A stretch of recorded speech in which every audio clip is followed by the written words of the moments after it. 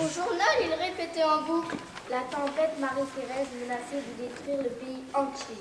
Elle pourrait faire s'écrouler les immeubles, elle pourrait emporter dans ses grands souffles d'air les tramways et les piétons, les chihuahuas et les poussettes.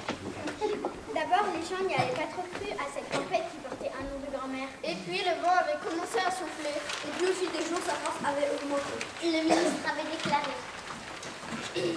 en attendant que la tempête se calme, nous devons tous rester chez nous, tous à l'exception des gens exceptionnels qui font tourner ce beau et grand pays. C'est comme ça qu'on s'était retrouvés chez nous. Même l'école avait fermé. Le maître envoyait des exercices à faire. On était ravis de ces vacances inattendues. Ravis d'être tous ensemble chez nous dans notre grand immeuble, dans notre petit quartier.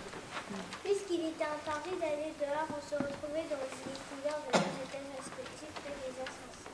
Les adultes, eux, faisaient grise mine. Certains devaient quand même aller travailler. D'autres sortir pour faire les courses. Pour ne pas que Marie-Thérèse les ventile, ils avaient inventé des astuces très marrantes. Moi, mon père mit des paquets de farine dans ses poches, ça devient plus lourd. Ma mère aussi, elle fond des boules de pétanque dans son manteau.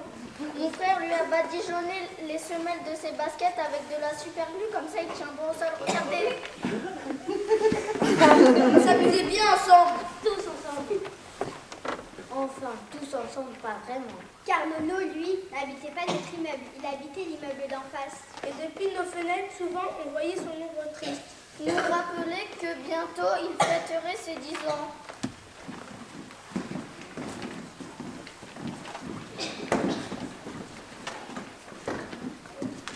Qu'est-ce que c'était ça? Il y avait des poètes dessus. La boulette était un message de Nono. Un message tout droit envoyé depuis l'immeuble d'en face. Et que Marie-Thérèse avait propulsé à la vitesse de l'école jusqu'au salon de joueurs. J'essaie de 10 ans, pas annulé. Rendez-vous dans cette... On avait pris une feuille blanche et deux affaires avaient dit OK, bisous. De toutes ses forces, Leïla avait balancé la boulette en face vers la fenêtre de la chambre de Nono. Mais Marie-Thérèse avait renvoyé la boulette à comme ça. Alors on avait réécrit OK, bisous. Faisons plutôt un avion. Un avion? Ça flotterait mieux dans les airs. OK, bisous.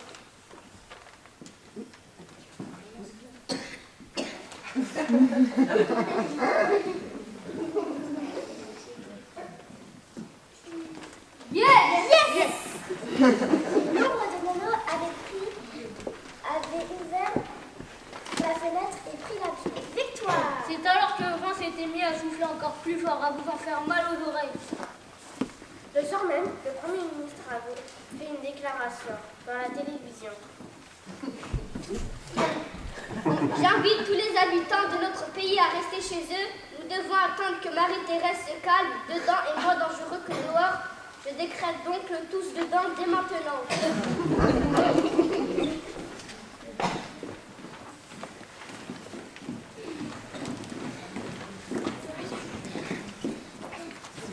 Il n'a pas dit combien de jours ça allait durer le tout dedans, le ministre.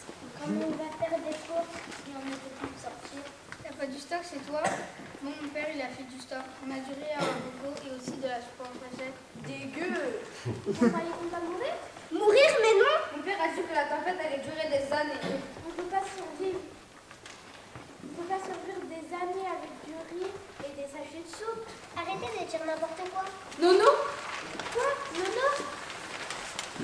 La fiesta de 6 ans, on va faire comment? Faut annuler. On peut pas annuler sa fiesta. Ça fait des années qu'il la prépare. Pour Nono, c'est important. Si on annule la fête de ses 10 ans, Nono va pas supporter ses 10 ans. Il ne veut pas les oublier. Il y a pensé depuis toujours. C'est quoi? On peut lui dire qu'on annule.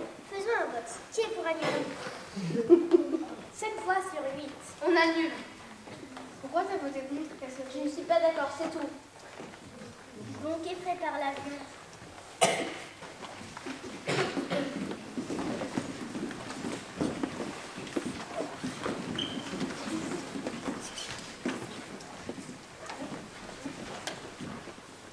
C'était pas gay. Oh non, pas gay. Pas gay du tout l'ambiance. Comment lui dire qu'on ne viendra pas? On a longtemps cherché, puis Alice a eu la bonne idée. Mais bon, la bonne excuse. Retenu prisonnier, festin impossible. Ça sonnait un peu tragique. Un peu le film de guerre sur Netflix. Tenu prisonnier, fiesta impossible. Louisa, viens, on voyait l'avion. L'avion est foncé direct vers la fenêtre de Nono. L'ombre de Nono avait pris notre message. Alors l'attente avait commencé.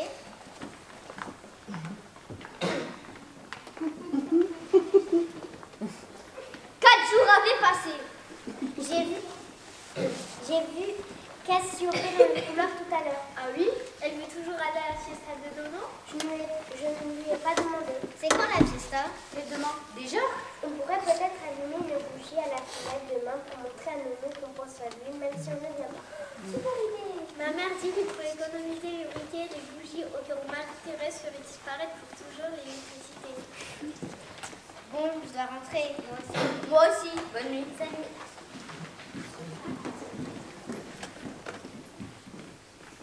Tu rentres pas, toi? Je me demandais comment on fait son fiesta pour s'aimer.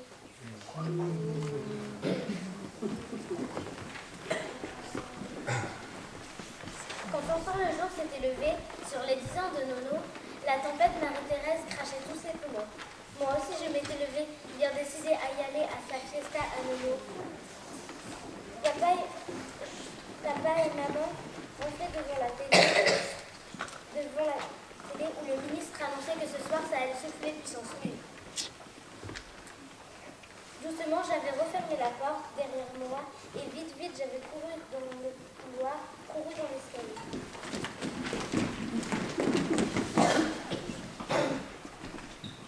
La lumière du hall s'était éteinte. Je ne voyais rien.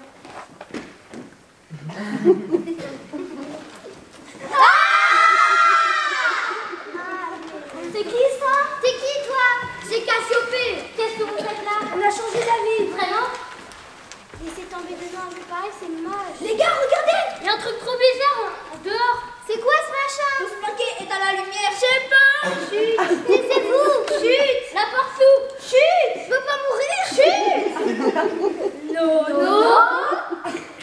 Rallumez la lumière. Nono, c'est toi? J'entendais pas dans l'escalier, vite à la cave.